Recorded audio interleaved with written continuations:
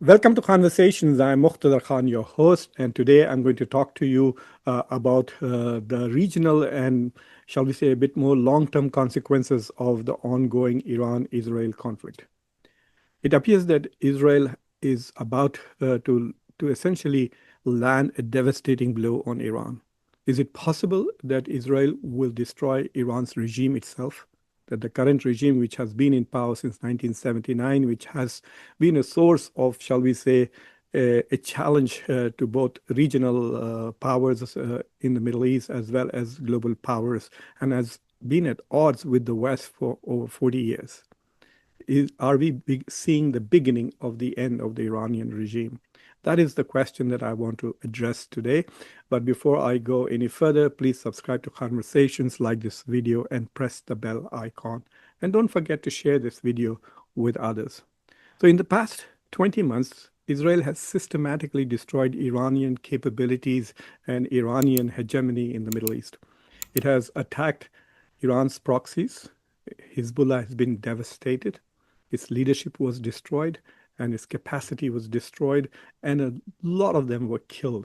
The same has been done to Hamas, and to a great extent, even the Houthis have been weakened to such an extent that they have agreed to a truce with the United States, even though they are still targeting Israel. But with its weakened, it's like Israel is going after the octopus. It has chopped off a few hands and is now going for the eye. And in the last few hours, in the last 24 hours, the wave after wave of Israeli jets that have attacked Iran and attacked several targets, hit its nuclear facilities, hit its military leadership, killing the top three leaders, killing their scientific leadership, and also attacking its ballistic missile factories. I mean, the range of targets that Israel has hit and the efficacy, efficiency, and brutality with which it has attacked Iran clearly shows that Iran is incapable of defending itself. I mean, we are looking at two fighters. One seems to have only a sword, which is Iran, with some offensive capabilities, and the other is Israel, which not only has a sword, a much more powerful sword with its tremendous air force and its missiles and its drones and its intelligence, but it also has a shield. It has tremendous anti-aircraft defensive capabilities, and it also has an armor, the Iron Dome. So clearly they are mismatched. It is obvious for years people have been overestimating, I think, Iran's capabilities, or in the past nearly 2 years, Israel has systematically degraded Iranian capabilities. Maybe that's what we can conclude. But nevertheless, the performance that we have seen in the last 24 hours does not suggest that Iran is as big a military threat as people had thought about it. But nevertheless, Iran is still attacking back. Iran has to create some element of deterrence. Otherwise, Israel will basically destroy all its Iranian military capabilities, not just its nuclear facilities, not just its ballistic missile uh, factories, etc., but perhaps even all other military assets that it might have. So, what we are seeing right now is uh, a one-sided attack. Even though Iran is still shooting missiles, they shot about 100 missiles at Israel in two tranches. About 38 people have been injured. We, at least the last time when I read, I didn't know whether they were all civilians. Israel is accusing Iran of targeting civilians. Uh, and Iran is also accusing, they said about 76 or 78 people have died in Iran, most of them civilians, but clearly Iran's military leadership has been decimated.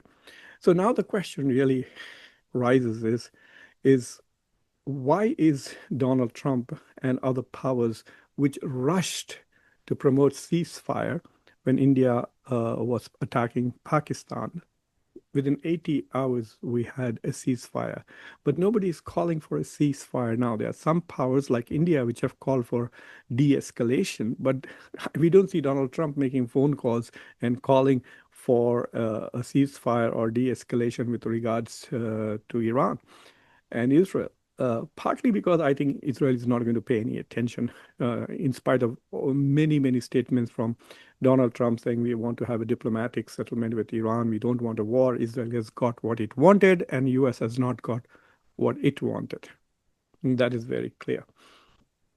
So the question is, will Israel continue until it has weakened the regime to such an extent that the people will rise up in revolution and toss the regime out? At least I think that is the idea. We'll see what happens. I think this regime is sufficiently capable enough to at least oppress its own people. But there are certain things that we need to really recognize that Israel seems to have completely outdone Iran when it comes to intelligence. Israel is operating inside Iran. And I think the reason for that is because Iran is an oppressive regime, and there are many, many people in Iran itself who want to get rid of this regime, and therefore they are happy to collaborate and work for an outside threat to their own country.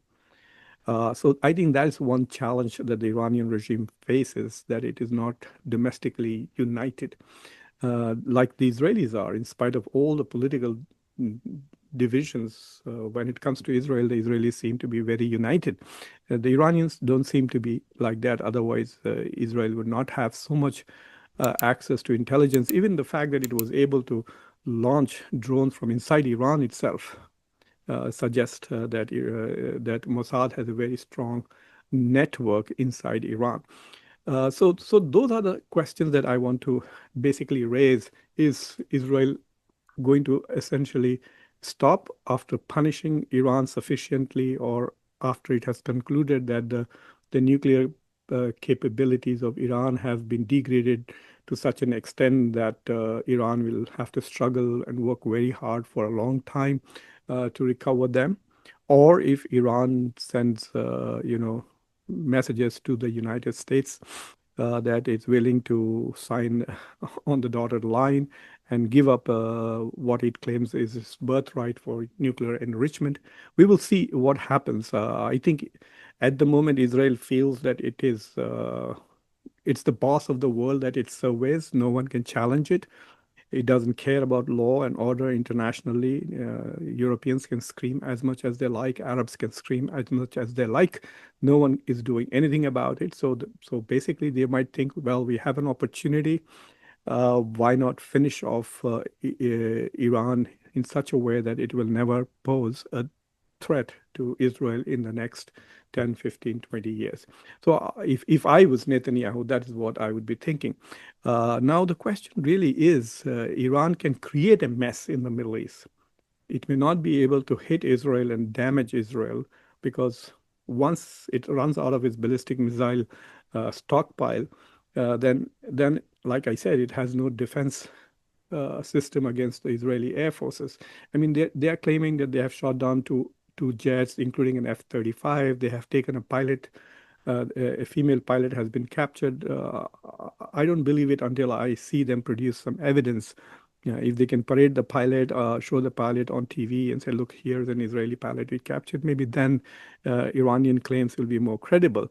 But Iran could still target the supply lines, completely destroy most of the world's access to oil, maybe even hit U.S. allies in the region, which is the Gulf countries, and basically punish the world for what Israel is doing to Iran.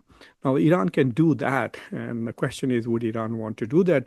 Clearly, statements coming from the king, the MBS, the Crown Prince of Saudi Arabia, and other regional countries who are strongly condemning Israel and standing with the brotherly country of Iran, shows that those countries are also worried about what Iran can potentially do.